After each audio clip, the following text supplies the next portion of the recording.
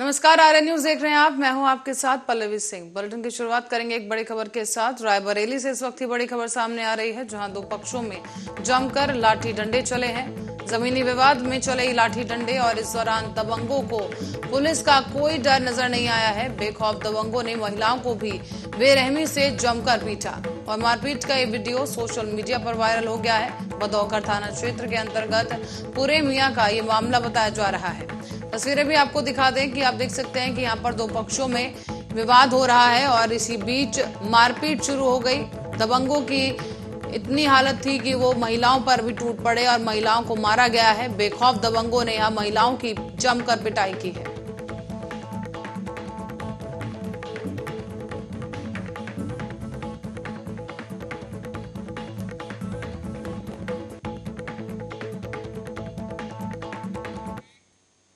और इसी बीच प्रतापगढ़ से एक खबर सामने आई है, जो आपको बता दें कि प्रतापगढ़ से इस वक्त की बड़ी और अहम खबर। एक दुकान में शॉर्ट सर्किट लगने से भीषण आग लग गई। आप देख सकते हैं कि आग का जो वजह से जो धुएं का गुमार है वो साफ देखा जा सकता है आसमान में, और दुकान में शॉर्ट सर्किट की वजह से आग लगना बताया जा रहा है। आग लगने की वजह से दुकान का सारा सामान जलकर खाक हो गया। तो वहीं दुकान में लगी आग की वजह से आसपास के इलाके में भी अफरा तफरी मच गई। बहरहाल सूचना पर पहुंची फायर ब्रिगेड और पुलिस ने आग पर काबू पाने की कोशिश की और इस दौरान फायर ब्रिगेड की टीम मौके पर पहुंच गई है और आग बुझाने की कोशिश की जा रही है। लगातार आपको बता दें कि जेठवाड़ा थाना क्षेत्र के टेरवा बाजार का ये पूरा मामला है, जहां पर शॉर्ट सर्किट के कारण एक दुकान में आग लगी और आग काफी विकराल हो गई। देख सकते हैं आप कि किस तरीके से धुएं का गुबार उड़ रहा देख सकते हैं और धुआं उड़ रहा है। और इसी के साथ साथ फायर ब्रिगेड की टीम मौके पर मौजूद है। आग बुझाने के प्रयास लगातार किए जा रहे हैं। शॉर्ट सर्किट की वजह से यह आग लगना बताया जा रहा है।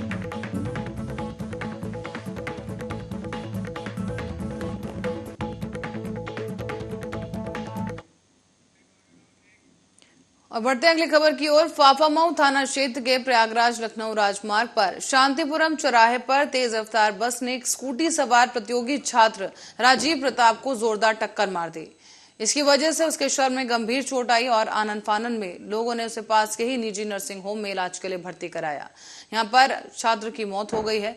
बता दें आपको कि सूचना पर पहुंची फाफामऊ पुलिस ने चालक समेत बस को कब्जे में ले लिया है। तो वहीं इस घटना के बाद से प्रयागराज लखनऊ राजमार्ग पर जाम की स्थिति बन गई है और मृतक की पत्नी डॉक्टर मनीषा सिंह फाफामऊ के डॉक्टर श्यामा प्रसाद मुखर्जी राजकीय महाविद्यालय में प्रोफेसर पद पर कार्यरत है। इस घटना के बाद महाविद्यालय के तमाम प्रोफेसर और शिक्षक भी घटनास्थल के लिए रवाना हो गए।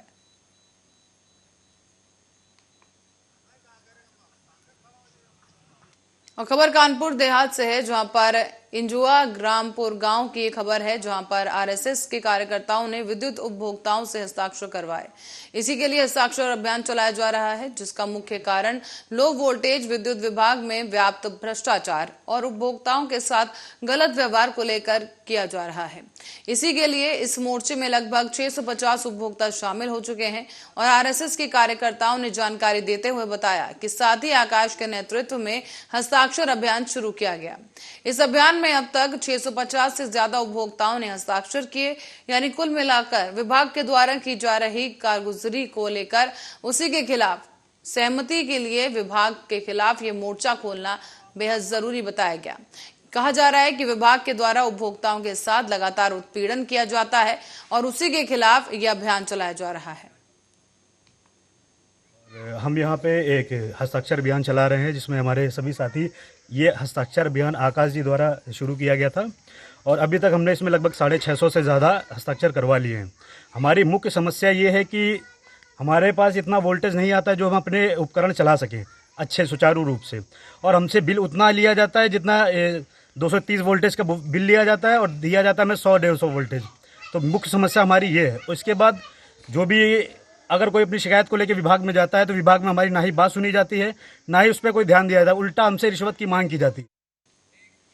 और इस बीच बीजेपी के प्रवक्ताओं के पैगंबर मोहम्मद के खिलाफ कथित तौर पर अपमानजनक टिप्पणी के बाद खाड़ी देशों की प्रतिक्रिया पर तेलंगाना के मंत्री केटी रामाराव ने केंद्र पर निशाना साधा है। केटी रामाराव केटीआर के नाम से लोकप्रिय हैं और उन्होंने सवाल उठाया कि क्यों एक देश के तौर पर भारत को बीजेपी के कट्टर लोगों की हेट स्पीच के लिए माफी मांगनी चाहिए। प्रधानमंत्री मोदी पर निशाना साधते हुए केटी रामाराव ने कहा कि उनकी पार्टी को अपने देश में भारतीयों से माफी मांगनी चाहिए, लगातार नफरत फैलाने और द्वेषपूर्ण बातें बोलने के लिए। उन्होंने ट्वीट में यह भी लिखा कि इसके लिए बीजेपी को माफी मांगनी चाहिए, एक राष्ट्र के तौर पर भारत को नहीं। बल्कि बता दें कि पैगंबर मोहम्मद पर विवादित टिप्पणी को लेकर बीजेपी ने नुपुर शर्मा पर बड़ी कार्रवाई की और बीजेपी ने रविवार को ही पार्टी प्रवक्ता नुपुर शर्मा को प्राथमिक सदस्यता से 6 साल के लिए निलंबित कर दिया है। इसके अलावा नवीन कुमार जिंदल को भी पार्टी से निकाल दिया गया और ये पूरा मामला तब शुरू हुआ जब 27 मई को नुपुर शर्मा ने एक निजी चैनल के डिबेट में हिस्सा लिया था और इसी दौरान उन्होंने ज्ञानव्यापी मस्जिद को लेकर हो रहे विवाद पर चर्चा की थी। बॉलीवुड के भाईजान कहे जाने वाले सलमान खान को रविवार को जान से मारने की धमकी भरा लेटर दिया गया।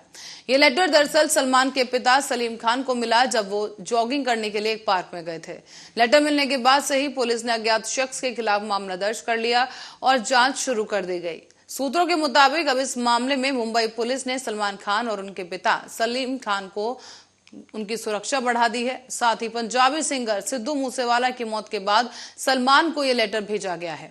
बता दें आपको कि सलीम खान सुबह जब जॉगिंग पर गए तो उन्होंने जहां वो बेंच पर बैठे वहीं पर यह लेटर मिला। दरअसल उनके और उनके बेटे सलमान खान के नाम से धमकी भरा ये पत्र उन्हें दिया गया और इसी लेटर में लिखा था कि सलमान खान का भी सिद्धू मूसेवाला हाल कर देंगे।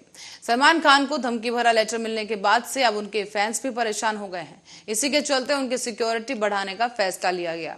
हाल ही में पंजाबी सिंगर सिद्धू मूसेवाला की दिन दहाड़े गोली मारकर हत्या कर दी गई थी, जिसके बाद से इंडस्ट्री में शोक पसरा हुआ है।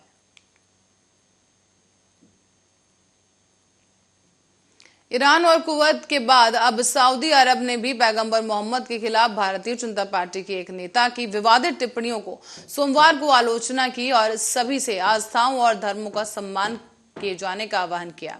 दरअसल सऊदी अरब के विदेश मंत्रालय ने एक बयान जारी करके भाजपा प्रवक्ता की टिप्पणियों की निंदा की और कहा कि इनसे पैगंबर मोहम्मद का अपमान हुआ है।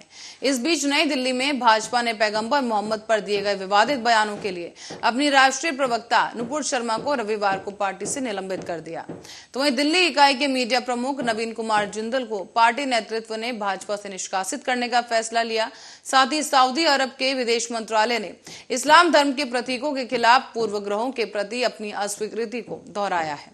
उनसे सभी पूजनीय लोगों और चिन्हों के खिलाफ पूर्वग्रह को बढ़ावा देने वाली हर चीज को खारिज कर दिया। अपने प्रवक्ता को निलंबित करने के भाजपा के कदम का उन्होंने स्वागत करते हुए मंत्रालय ने आस्थाओं और धर्मों के लिए सम्मान के आह्वान के सऊदी अरब के रुख को दोहराया है। इससे पहले कतर, ईरान और कुवैत में पैगंबर मोहम्मद के बारे में भाजपा नेता की विवादित टिप्पणियों को लेकर भारतीय राजदूतों को तलब भी किया गया था। खाड़ी क्षेत्र के महत्वपूर्ण देशों ने इन टिप्पणियों की निंदा करते हुए कड़ी आपत्ति भी दर्ज कराई थी।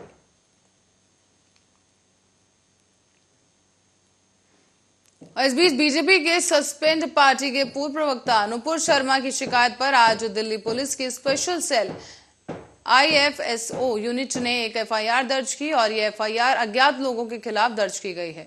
दरअसल नुपुर शर्मा ने दिल्ली पुलिस में शिकायत दी थी कि मुझे और मेरे परिवार को जान से मारने की धमकियां मिल रही हैं। इससे पहले कल नुपुर शर्मा ने एक ट्वीट भी किया और कहा कि मैं सभी मीडिया घरानों और अन्य सभी से अनुरोध करती हूं कि मेरे पता सार्वजनिक ना किया जाए और मेरे परिवार की सुरक्षा को खतरा है।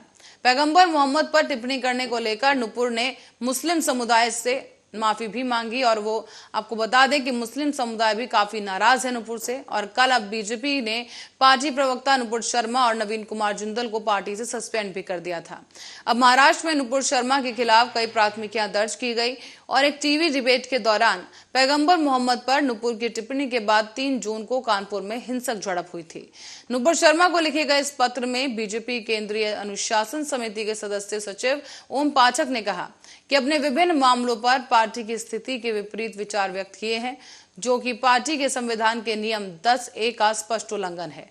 मुझे आपको ये बताने का निर्देश दिया गया है कि आगे की जांच लंबित रहने तक आपको तत्काल प्रभाव से पार्टी से और आपकी जिम्मेदारियों और काम से निलंबित किया जाता है। और इस बीच आगरा में बंद घर में खून से लथपथ एक महिला का शव मिलने से इलाके में हड़कंप मच गया है। इससे न सिर्फ परिजनों बल्कि आस पड़ोस के लोगों में भी सनसनी फैल गई। तो वहीं आपको बता दें कि मृतक की उम्र लगभग 55 वर्ष बताई जा रही है और करीब 15 दिन पहले वो अपने घर पर आई थी, जबकि महिला का पूरा परिवार भरतपुर में रहता है। पुलिस को सूचना मिली और इसके बाद पुलिस और डॉग स्क्वाड की टीम घटनास्थल पर पहुंच गई और जांच की जा रही है। थाना शाहगंज क्षेत्र के चौकी सराय ख्वाजा के अर्जुन नगर का ये पूरा मामला बताया गया, जहां इस पूरे प्रकरण को लेकर पुलिस की जांच जारी है।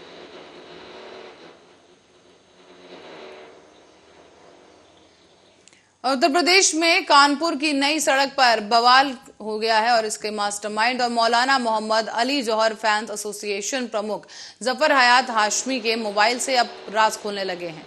उनके मोबाइल में कुल 141 व्हाट्सएप ग्रुप मिले। तकरीबन सभी ग्रुपों में बाजारबंदी और बवाल की बातचीत मिली है। हिंसा के दिन का हर पल का अपडेट ग्रुपों में दिया जा रहा था। कोई वीडियो डाल रहा था तो कोई फोटोज और मैसेज भेज रहा था। बाजारबंदी का हयात लगातार ग्रुप पर आह्वान कर रहा था और पुलिस ने इसको साक्षी के तौर पर जांच में शामिल कर लिया है।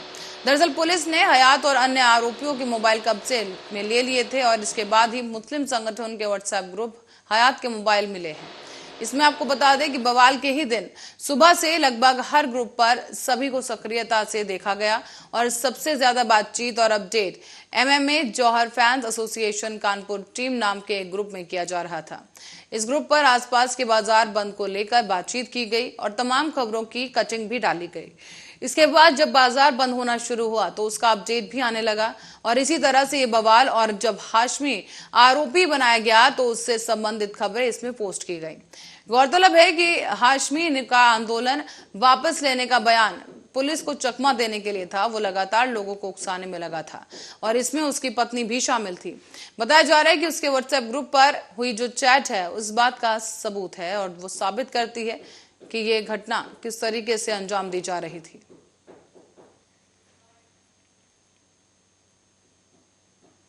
और जम्मू कश्मीर में कश्मीरी पंडितों और हिंदुओं के साथ हो रहे अत्याचार को लेकर आम आदमी पार्टी ने पूरे भारत में 1 दिवसीय विरोध प्रदर्शन का ऐलान किया है।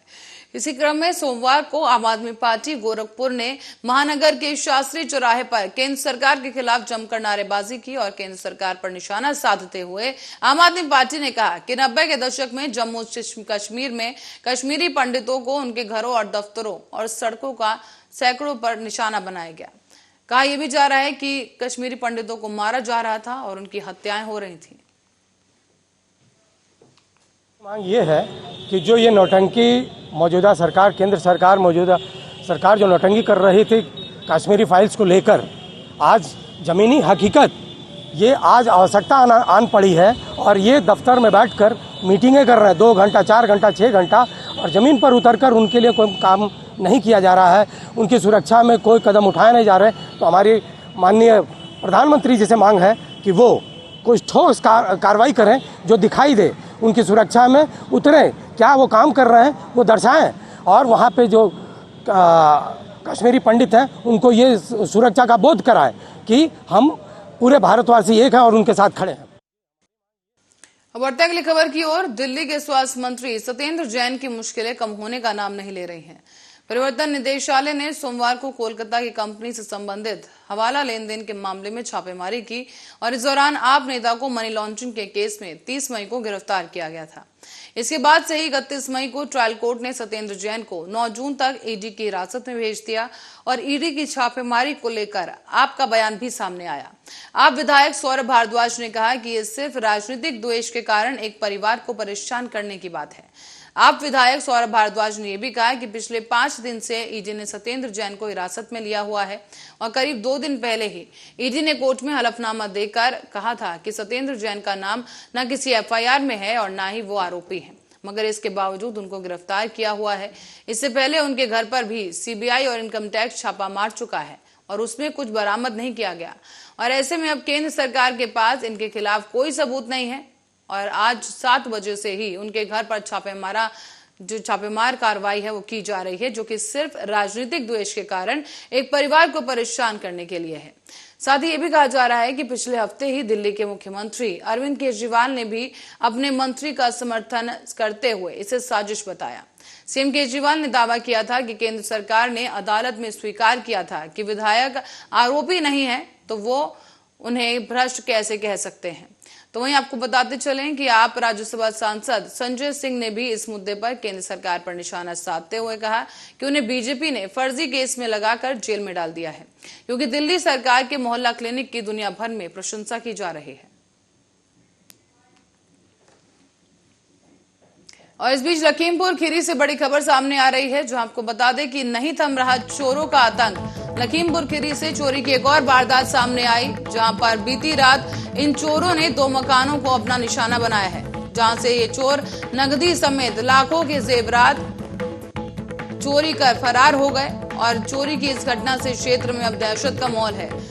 मैगलगंज थाना क्षेत्र के बख्तियारपुर गांव की घटना बताई जा रही है, जहां पर चोरों ने हाल ही में एक घर में जाकर चोरी की वारदात को अंजाम दिया है। और इसी वारदात के बाद से इलाके में दहशत का माहौल है। चोरी की इस घटना से पूरे क्षेत्र में दहशत का माहौल फैल गया है। और साथ ही साथ मोगलगंज थाना क्षेत्र के बख्तियारपुर की एक घटना बताई जा रही है, जहां पर एक घर में चोरों ने चोरी की इस वारदात को अंजाम दिया है। तस्वीरें भी आपको दिखा दें कि आप देख सकते हैं साफ यहाँ पर कि सामान बिखरा हुआ है और घर से ये चोर तमाम नकदी और जेवरात लेकर फरार हो गए।